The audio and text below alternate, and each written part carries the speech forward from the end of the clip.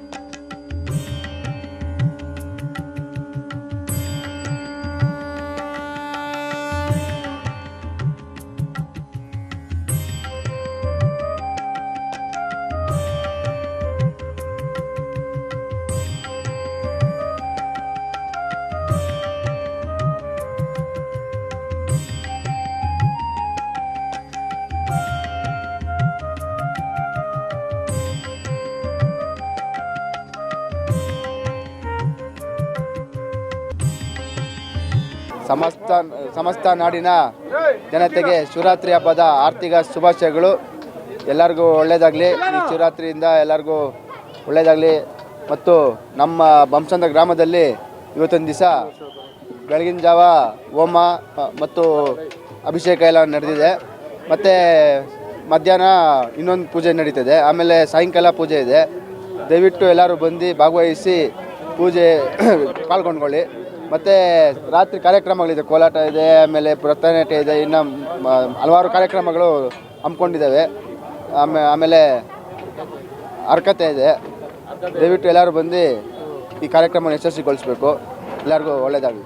ಸಮಸ್ತ ನಾಡಿನ ಜನತೆಗೆ ಶಿವರಾತ್ರಿ ಹಬ್ಬದ ಆರ್ಥಿಕ ಶುಭಾಶಯಗಳು.